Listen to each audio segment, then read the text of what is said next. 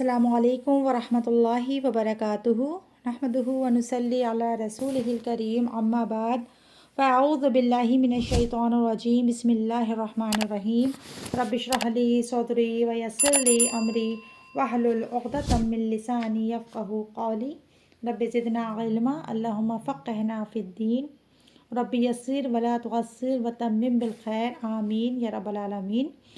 کیسے ہیں آپ سب لوگ؟ امید کرتی ہوں کہ صحت اور ایمان کی بہترین حالت میں ہوں گے انشاءاللہ تعالیٰ۔ پچھلی ویک کلاس نہیں ہوئی تھی، انشاءاللہ تعالیٰ اسی ٹاپک کو آج ہم کور کریں گے، میت کے آداب۔ تو جیسے میں نے آپ کو بتایا تھا کہ جس طرح سے ہمارے دین نے ہماری زندگی کے معاملے میں رہنمائی کی ہے، اسی طرح ہماری موت کے معاملے میں بھی ہماری رہنمائی کی ہے، اور میت میں جانے کے اور میت کے ساتھ جو بھی ہم کرتے ہیں اس کے بھی کچھ آداب ہیں۔ تو چلیں اس پہ بھی ہم ایک نظر ڈال لیں۔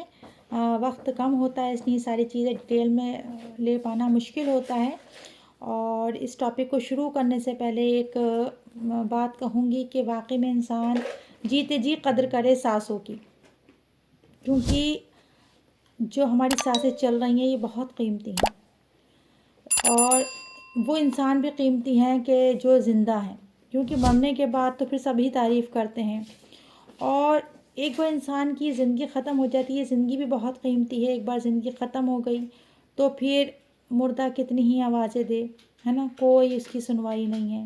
وہ کتنی بار بھی سبحان اللہ پڑھ لے، الحمدللہ پڑھ لے، کوئی اجر نہیں ہے۔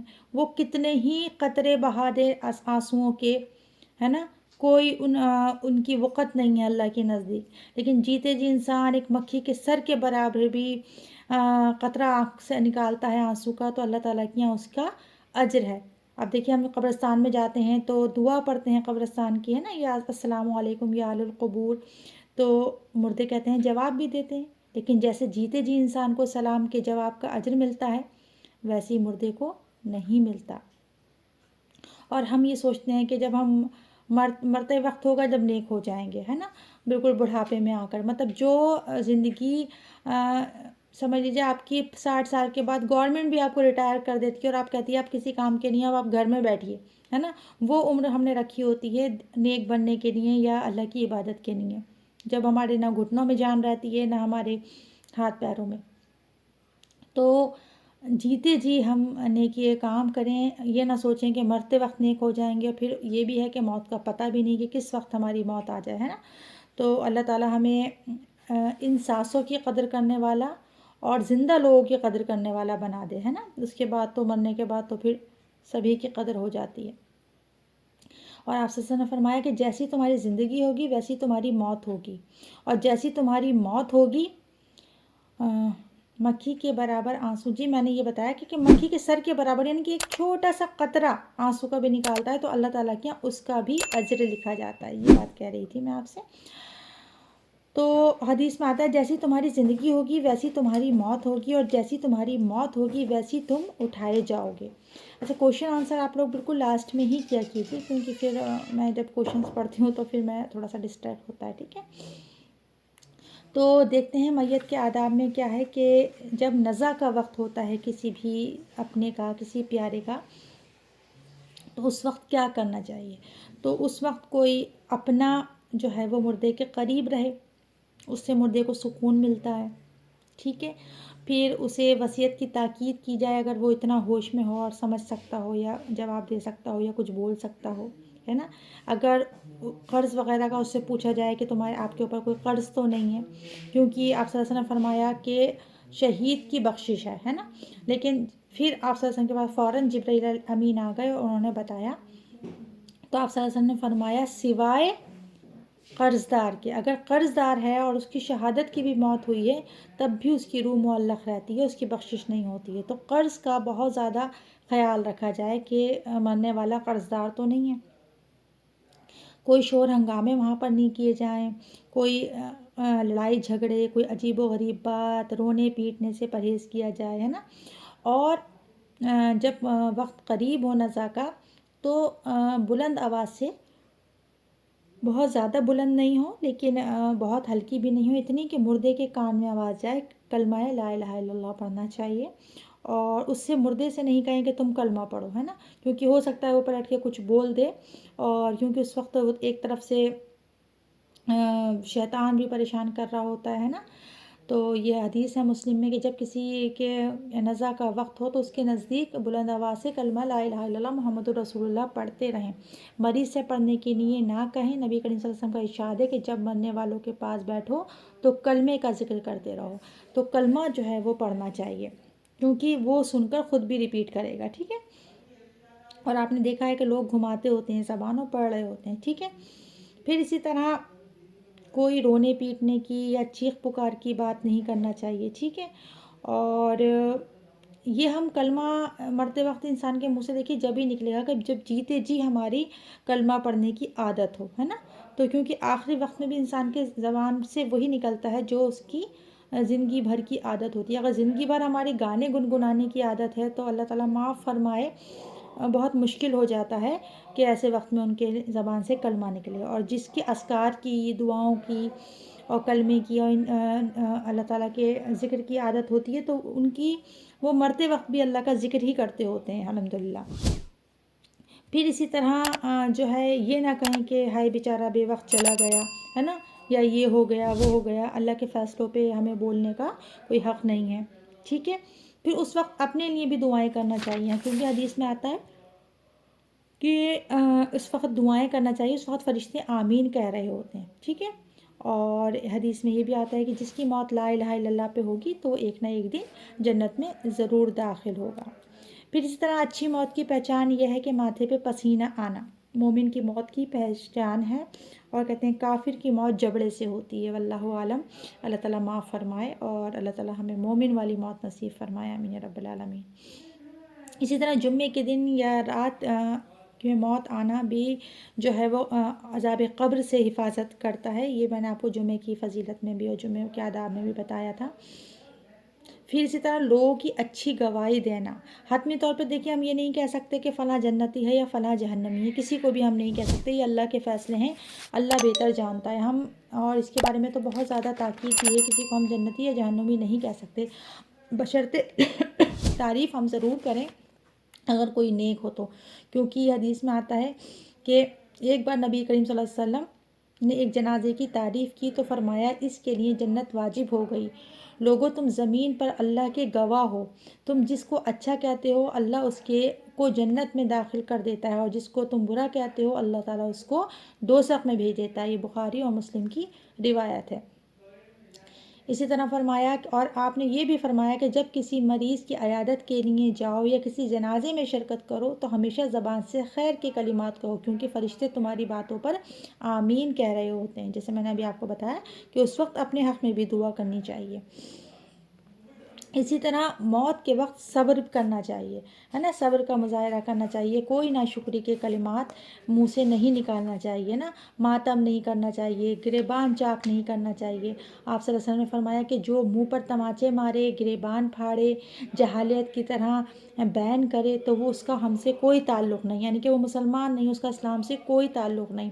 اور جو یہ ماتم کرتے ہیں یعنی کہ جو سینہ چاک کرتے ہیں، بال کھینچتے ہیں، منہ پہ چماٹے مار رہے ہیں، تو ان کے لیے آتا ہے کہ یہ جو ہیں ان کو جہنم میں کولتار کا کہیں آتا ہے لباس پہنایا جائے گا، کہیں آتا ہے آگ کا لباس پہنایا جائے گا، خارش کا کرتا آتا ہے پہنایا جائے گا، اللہ عالم۔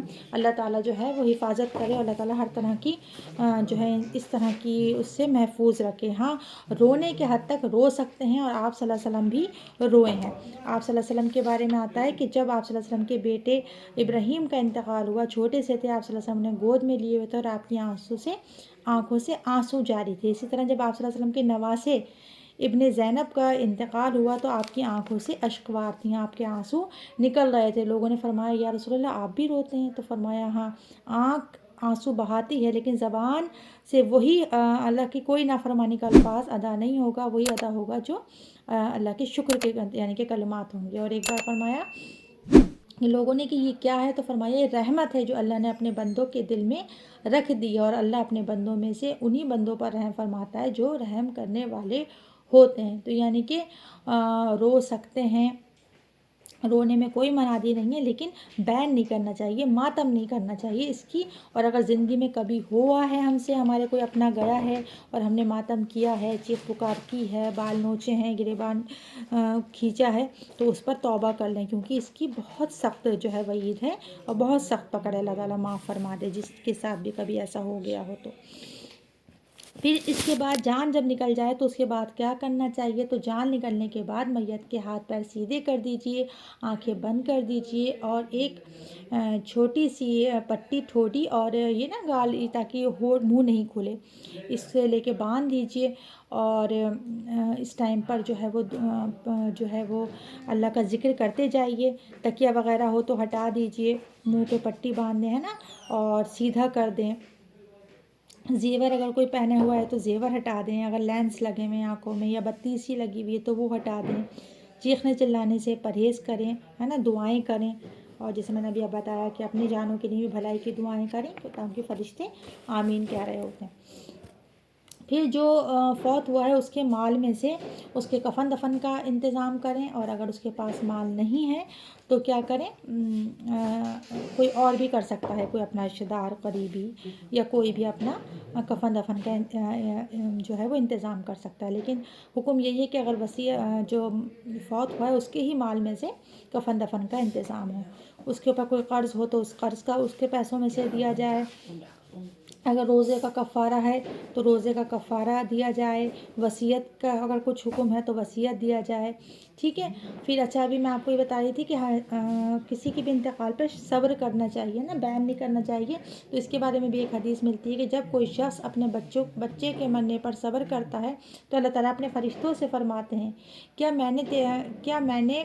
کیا تم نے میرے بندے کے بچے کی روح قبض کر لی؟ فرشتے جواب دیتے ہیں، پروردگار، ہم تیرے ہی حکم بجا لائے۔ پھر اللہ تعالیٰ پوچھتا ہے، تو میرے بندے کے جگر کے ٹکڑے کی جان، تم نے میرے بندے کے جگر کے ٹکڑے کی جان قبض کر لی؟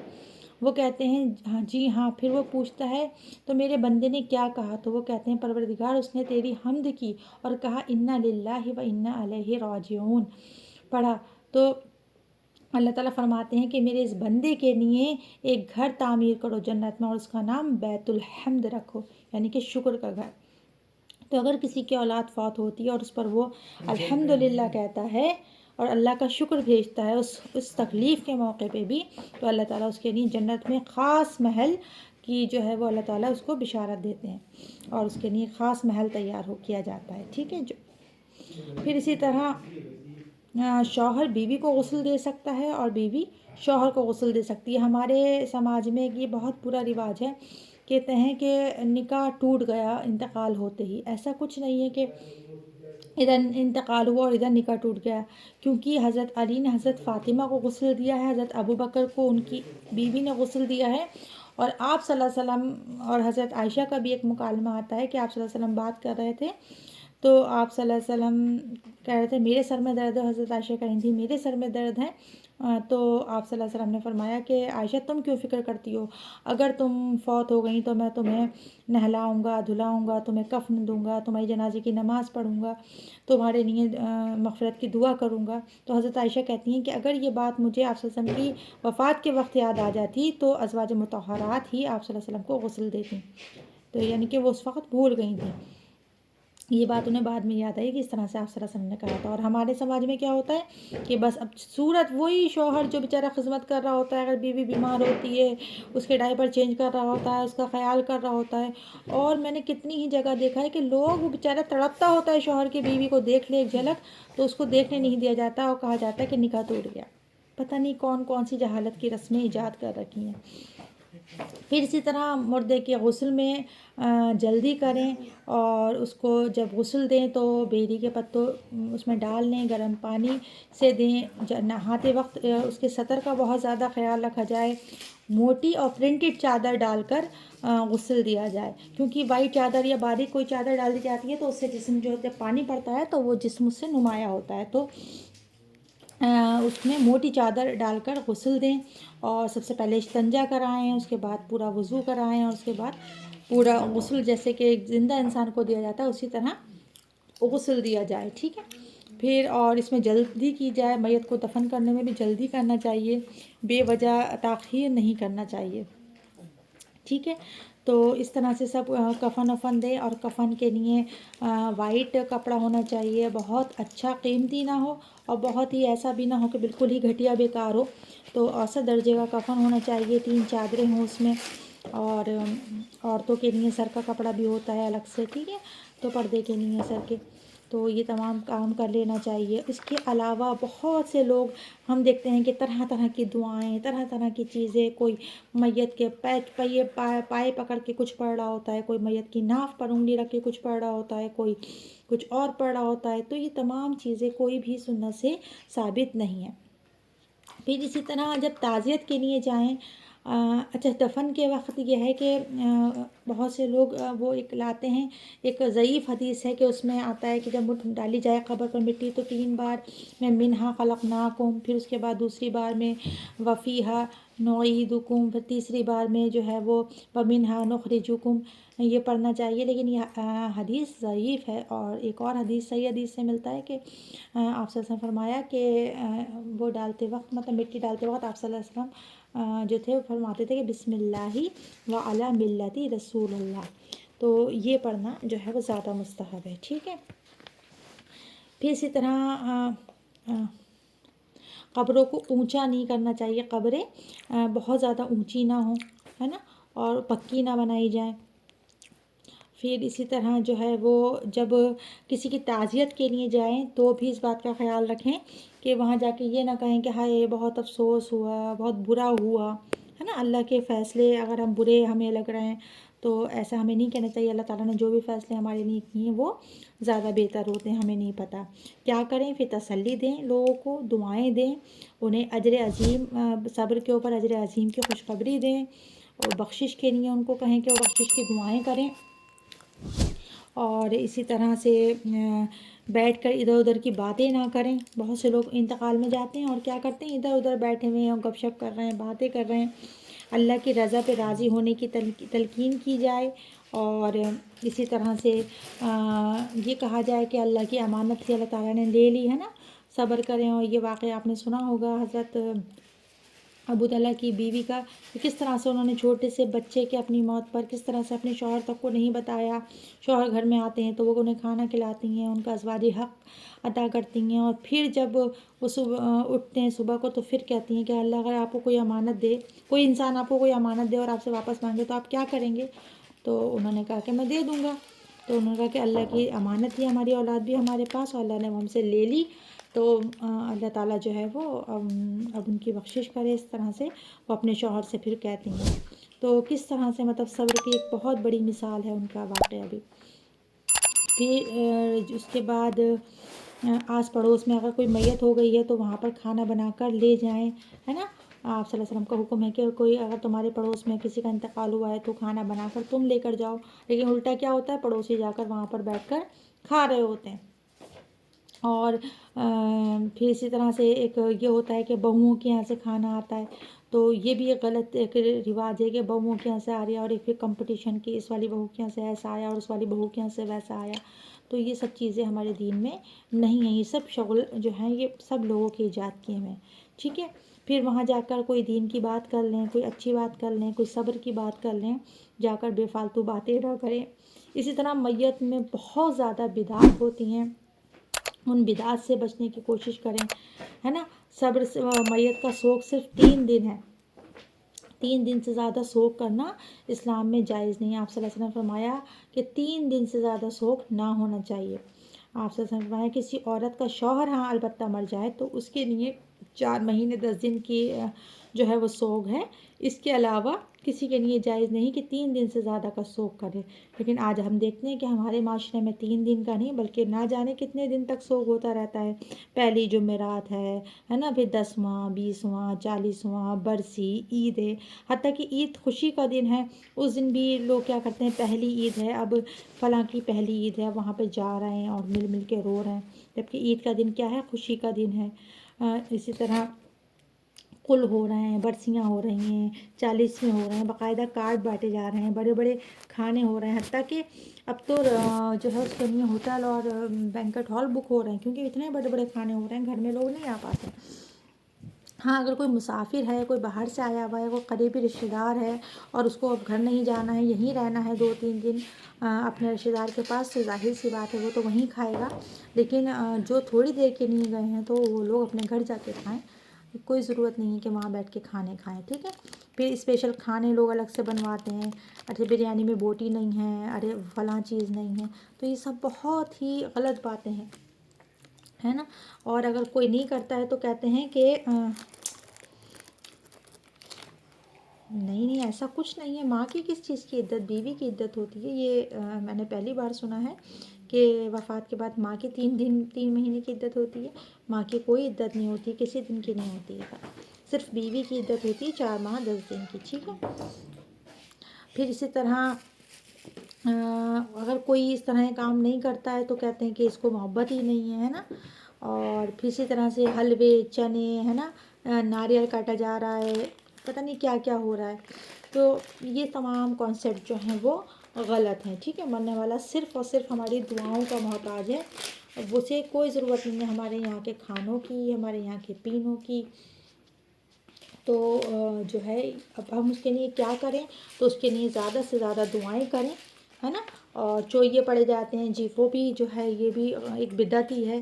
آپ بے تعداد پڑھیں، کوئی چیز پڑھ رہے ہیں، استغفار پڑھیں، دعا کریں، لیکن چوئیے پڑھنا، 1.25 کے ختم کرنا، کلمے کے ختم کرنا، پتہ نہیں کتنی بار سورہ ملک پڑھنا، یہ تمام چیزیں جو ہیں یہ صرف بدعت ہیں. ٹھیک ہے.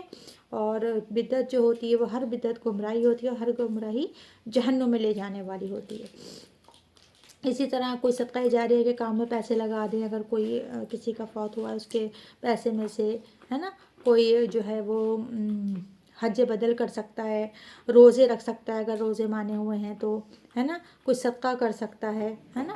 تو یہ تمام اچھے کام، نیکی کے کام کرے جا سکتے ہیں. لیکن ان کے دن، وقت، تعداد، یہ سب جو ہے یہ طے کرنے کی کوئی ضرورت نہیں ہے کہ 10ویں دن ہی یا 20ویں دن ہی یا 40ویں دن ہی. اور ایک اور کانسیپٹ ہے کہ روح آتی ہے نا. تو ایسا کچھ نہیں کہ روح واپس آتی ہے. روح کوئی واپس نہیں آتی. جو ایک بار یہاں سے چلا گیا تو پھر اس کی روح واپس نہیں آتی ہے. اس کی روح جو ہے وہ اب جو ہے وہ نیک ہے تو اس میں علیین میں ہے، اور اگر بد ہے تو اس کی سجین میں ہے. تو اس چیز کو بھی بہت ہی غلط یہ کانسیپٹ ہے کہ روحیں آتی ہیں اور روحیں کھاتی ہیں اور روحوں کے لیے فاتحہ ہو رہی ہے، کھانے رکھے جا رہے ہیں. اور اب تو اتنا زیادہ ہو گیا ہے کہ لوگ پہلے تو کھانے کی حد تک تھے کہ کھانا رکھا جاتا تھا، پھر پتہ چلا کہ فلاں جو ہے وہ چائے پیتا تھا تو اس کی فاتحہ میں چائے رکھی جا رہی ہے. اب کچھ کہتے ہیں، کیا کہتے ہیں کہ بھائی فلاں تو جو ہے سگریٹ پیتا تھا، لو سگریٹ بھی رکھ دو اس کی فاتحہ میں. ایک کا سنا کہ وہ حقہ پیتے تھے تو ان کا حقہ رکھا گیا، ایک کا سنا کہ وہ گٹکا کھاتے تھے تو ان کا گٹکا فاتحہ میں رکھا جا رہا ہے. تو یہ سب چیزیں حد درجہ، انسان کہتے ہیں جب بگاڑ آتا ہے تو وہ کہاں سے کہاں تک انسان کو لے جاتا ہے. روح کا کانسیپٹ کچھ نہیں ہے. روح جو نہیں آتی ہے. اسی طرح پھر قبر کے وہ میت کے جب جنازہ جاتا ہے تو اس کے اوپر ہری چادر اڑا دیتے ہیں، اس کے اوپر کلمہ اور قرآن کی آیات لکھی ہوتی ہیں. تو یہ بھی بے ادبی ہے قرآن کی کہ آپ جو ہیں وہ اس کو اڑا رہے ہیں. اسی طرح زمزم کا بھیگے ہوئے کپڑے کو رکھا جاتا ہے. نہ جانے کتنی بدعتیں اور کتنے طریقے ہیں. دیکھیے اگر اسی طرح سے انسان کی بخششیں ہونے لگیں تو جو سعودی میں مرتے ہیں ان کو تو پورے زمزم سے نہا کر وہ دے دو جنت میں ان کو بھیج دیا جائے. تو ایسا کچھ نہیں ہے کہ کعبے یا غلاف آنکھوں پہ رکھ رہے ہیں، چوری کر کے وہاں سے لا رہے ہیں. اب تو وہ اتنا اونچا کر کے باندھ دیتے ہیں کہ کودتے رہو، ہاتھ ہی نہیں جائے گا، ہے نا. تو یہ تمام چیزیں جو ہیں بہت ہی جاہلانہ رسمیں ہیں، بدعت ہیں، اور تمام بدعتیں گمراہی ہیں اور گمراہی جہنم میں لے جانے والی ہے. اور بدعت کے حوالے سے بھی میں 1-2 حدیث آپ لوگوں کے سامنے رکھ کے اس بات کو ختم کرتی ہوں کہ اللہ تعالیٰ بدعتی کی توبہ قبول نہیں کرتا ہے جب تک کہ وہ بدعت کرنا نہیں چھوڑے. اور شیطان کو بدعتی جو ہے وہ سفیان ثوری کہتے ہیں کہ بدعت کرنے والا شیطان کو گناہ کرنے والے سے بھی زیادہ پسند ہے. کیونکہ دیکھیے جو گناہ کرتا ہے تو وہ کبھی نہ کبھی اس کو گناہ کا احساس ہوگا کہ میں نے گناہ کیا ہے، وہ توبہ کر لے گا اپنے گناہوں پر. لیکن جو بدعت کرتا ہے وہ توبہ نہیں کرتا ہے. وہ کیوں توبہ نہیں کرتا ہے؟ وہ تو اس کو نیکی سمجھ کے کر رہا ہے. کوئی 1.25 کا ختم کر کے اٹھ رہا ہے تو کیا اس پر توبہ کرے گا؟ وہ تو اس کو نیکی کا کام سمجھ کے کر رہا ہے نا. اور دیکھیے اللہ تعالیٰ قرآن میں سورہ حجرات میں فرماتے ہیں یا ایھا الذین آمنوا لا تقدموا بین یدی اللہ ورسولہ واتقوا اللہ، اللہ سے ڈر جاؤ، اللہ اور اللہ کے رسول سے آگے مت بڑھو۔ تو ہم اللہ اور اللہ کے رسول سے آگے بڑھتے ہوتے ہیں ایسے کام کر کے کہ جو دین میں نہیں ہے۔ آپ صلی اللہ علیہ وسلم نے فرمایا جس نے ہمارے دین میں کوئی ایسی چیز ایجاد کی جو دین میں نہ ہو وہ مردود ہے، فہو رد، وہ ریجیکٹڈ ہے، وہ اللہ تعالیٰ کے یہاں ریجیکٹ ہو جائے گی اور اس کے لیے صرف جہنم کی آگ ہے۔ بدعتی کی عبادت قبول نہیں ہوتی ہے، نہ فرض نہ نفل۔ سورہ حجرات کی آیت نمبر 1 یا 2 ہی ہے، شروع کی ہوئی ہے، ٹھیک ہے، سورہ حجرات کی۔ تو دیکھیے اور بدعتی کے لیے ایک آتا ہے کہ آپ صلی اللہ علیہ وسلم اپنی حوض پر ہوں گے، حوض کوثر سے جام پلا رہے ہوں گے لوگوں کے، تو کچھ لوگ سامنے سے آئیں گے دوڑتے ہوئے بھاگتے ہوئے اور وہ کہیں گے کہ ہم بھی پئیں گے، یہ اس وقت تو بہت پیاس لگ رہی ہوگی، سورج 1 میل کے فاصلے سے آگ برسا رہا ہے، بھوکے پیاسے 50,000 سال کا دن قیامت کا سوچئے۔ اب تو جس طرح سے آپ نے دیکھا نا پولیس آگے بیریئر لگا کے روک دیتی ہے، اسی طرح فرشتے انہیں روک دیں گے اور کہیں گے کہ نہ تم ادھر سے مت آؤ۔ تو آپ صلی اللہ علیہ وسلم کہیں گے ان کو آنے دو، یہ میرے امتی ہیں۔ اور وہ کیسے پہچانیں گے آپ صلی اللہ علیہ وسلم اپنے امتیوں کا؟ کہ ان کے چہرے، ان کے ہاتھ، ان کے پیر چمک رہے ہوں گے اس کی وجہ سے، وضو کے اثر کی وجہ سے۔ لیکن آپ صلی اللہ علیہ وسلم کہیں گے ان کو آنے دو، یہ میرے امتی ہیں۔ تو فرشتے کہیں گے کہ نہیں، آپ کو نہیں پتہ یا رسول اللہ کہ آپ کے جانے کے بعد انہوں نے دین کا کیا حال کیا تھا، انہوں نے کیسی کیسی بدعت ایجاد کی تھی دین میں۔ تو پھر آپ صلی اللہ علیہ وسلم کہیں گے کہ ان کو میرے پاس سے لے جاؤ، یہاں سے ان کو ہٹا دو۔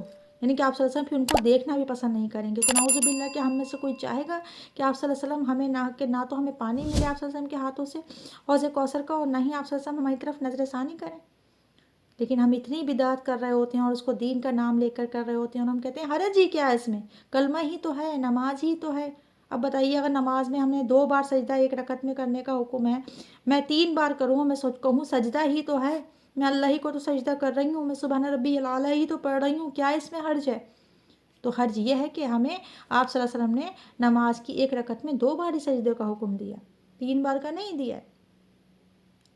تو جتنا آپ صلی اللہ علیہ وسلم نے بتایا وہ لے لو، جس سے روک دیا اس سے رک جاؤ۔ اور دین میں دیکھیے دنیا کے معاملے میں تو ہمارے لیے سب کچھ جائز ہے، یہ ایک رول ہے، اس کو آپ لوگ یاد رکھ لیجئے کہ دنیا کے معاملے میں ہمارے پاس سب کچھ جائز ہے سوائے اس کے جو اللہ نے حرام کر دیا، اور دین کے معاملے میں سب کچھ حرام ہے سوائے اس کے کہ جتنا اللہ تعالیٰ نے کہ اللہ کے رسول نے ہمیں بتا دیا، جو ہمارے لیے جائز کر دیا، ٹھیک ہے۔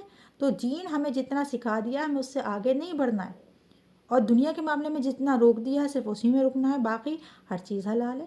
بہت کم چیزیں ہیں جو روک دی گئی ہیں، آپ سب کچھ کھائیے، سب کچھ کھائیے، سب کچھ کھائیے، سور کا گوشت صرف اور خون حرام ہے نا، اسی طرح حرام کمائی کا حرام ہے، اسی طرح سے جو ہے وہ سب کچھ پیجیے، شراب حرام ہے، باقی سارے ڈرنک آپ پی سکتے ہیں۔ تو محدود چیزیں ہیں، کم چیزیں ہیں۔ بہرحال یہ میں آپ کو بدعت کے بارے میں اس لیے بتا رہی ہوں کہ موت کے وقت پہ بہت زیادہ بدعتیں ہوتی ہیں، تو اس سے بچنا چاہیے۔ سوگ بھی جو ہے وہ ایک لحاظ سے ہو، پکی اور اونچی قبریں بنانے سے پرہیز کریں، 1 بالش سے زیادہ اونچی قبر نہ ہو، ہے نا، اور مسجد کی طرف سے حسب حیثیت صدقہ خیرات کر سکتے ہیں، اس کے روزے رکھ سکتے ہیں چھٹے ہوئے، اس کی طرف سے عمرہ یا حج کر سکتے ہیں۔ اور ایک اور حدیث ہے کہ جب انسان مر جاتا ہے تو اس کے اعمال بند ہو جاتے ہیں سوائے 3 چیزوں کے، یعنی کہ 3 چیزیں جو ہیں وہ رہ جاتی ہیں۔ ایک علم نافع، جو اس نے کسی کو علم سکھایا ہو نافع مند، ایک جو ہے وہ صدقہ جاریہ، یعنی کہ اس نے جو صدقہ جاریہ میں لگایا ہو، اور ایک جو ہے وہ اس کی اولاد جو اس کے حق میں دعا کرے۔ تو اللہ سے یہ دعا ہے کہ اللہ تعالیٰ ہمیں بھی وہ اولادیں بنائے کہ ہم اپنے ماں باپ کے لیے مرنے کے بعد صدقہ جاریہ بنیں، اور اللہ تعالیٰ ہماری اولادوں کو بھی ہمارے لیے صدقہ جاریہ بنائے۔ اب آپ کا کوئی سوال ہو تو کر سکتے ہیں۔ وآخر دعوانا ان الحمد للہ رب العالمین، سبحانک اللہم و بحمدک، نشہد ان لا الہ الا انت، نستغفرک و نتوب الیک۔ قرآن کہاں، ایک آپ پوچھا تھا قرآن پڑھ کے بخش سکتے ہیں، تو قرآن پڑھ کے دیکھیے اولاد جو بھی کچھ کرے گی، جو بھی نیک عمل کرے گی، وہ آٹومیٹیکلی ماں باپ تک جائے گا، ہے نا۔ قبر میں جب درجات کی بلندی بتائی جائے گی کہ بھائی اب تمہارے درجہ اتنا ہو گیا، اتنا ہو گیا، تو وہ کہے گا کہ یا اللہ میں تو یہاں پر ہوں، قبر میں ہوں، تو میرے درجے کیسے بلند ہو رہے ہیں، میرے درجے کیسے بڑھ رہے ہیں؟ تو کہیں گے کہ تمہاری نیک اولاد تمہارے لیے اچھے عمل کر رہی ہے نا، اور تمہارے حق میں دعائیں کر رہی ہے۔ تو نیک اولاد ہوگی یا گھر والے ہیں ان کے تو ہر اچھے عمل کا، کیونکہ اس نے کہیں نہ کہیں سکھایا ہوگا، بتایا ہوگا، تو اس کا کہیں نہ کہیں حصہ ہوگا۔ لیکن آپ مدرسے کے بچوں کو بلائیں، اور آپ کو پتہ ہے مدرسے کے بچے کس طرح سے پڑھتے ہوتے ہیں، وہ معصوم بچے، وہ کہیں سے شروع سے انہوں نے 2 پیج پڑھ لیے، پھر بیچ کے 2 پیج چھوڑ دیے، پھر وہ ادھر کے پڑھ لیے، وہ صرف وہ بیچارے کھانے کے لالچ پہ آ جاتے ہیں۔ تو آپ ان بچوں کو ویسے ہی کھانا کھلاتے ہیں، بیچارے معصوم بچے ہوتے ہیں، اپنے گھر چھوڑے ہوئے رہ رہے ہوتے ہیں مدرسوں میں، اور ان کو اچھا کھانا بھی میسر نہیں ہوتا، تو آپ ان کے میت کی طرف سے صدقے کے طور پہ ان کے لیے کھانا اور چیزیں پہنچا سکتے ہیں، اس میں کوئی حرج نہیں ہے۔ لیکن بلا کر قرآن پڑھوانے سے اچھا یہ ہے کہ ان کی اولادیں ہی ان کے لیے جتنی دعائیں کر سکتی ہیں دعائیں کریں۔ سب سے زیادہ جو ملتا ہے ہمیں دعاؤں کا ملتا ہے، صرف میت کے حق میں دعاؤں کا ہی ملتا ہے، قرآن کا نہیں ملتا۔ باقی اس میں بھی اختلاف ہے، کچھ کہتے ہیں کہ جا سکتا ہے، کچھ کہہ سکتے ہیں بالکل نہیں جاتا، تو واللہ عالم۔ لیکن کوشش یہ کریں کہ زیادہ سے زیادہ صدقے کی جو ہے مغفرت کی دعائیں مردے کی طرف سے پڑھتے رہیں، ٹھیک ہے۔ تو ہاتھ پہ ڈال کے جی پانی کو چیک کر سکتے ہیں، پانی کے اندر ہاتھ نہ ڈالیں، آپ مگ سے پانی کو اپنے ہاتھ پر ڈال لیجیے بس۔ جمعے کے دن انتقال کا میں نے یہ بتایا تھا کہ جو جمعے کے دن یا جمعے کی رات میں، یعنی کہ جمعرات کے دن کی رات میں، یعنی کہ وہ جمعے کی رات ہو جاتی ہے نا، مغرب کے بعد دن بدل جاتا ہے، تو اس کے لیے جو ہے وہ قبر کے عذاب سے انشاءاللہ تعالیٰ اس کو نجات رہے گی جو فوت ہوتا ہے۔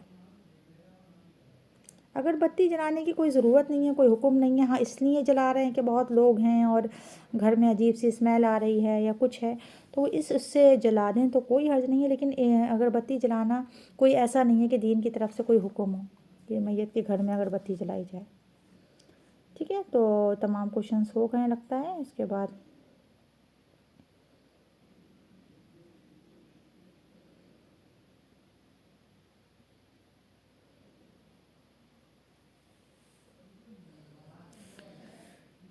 سبحانک اللہم و بحمدک، نشہد ان لا الہ الا انت، نستغفرک و نتوب الیک۔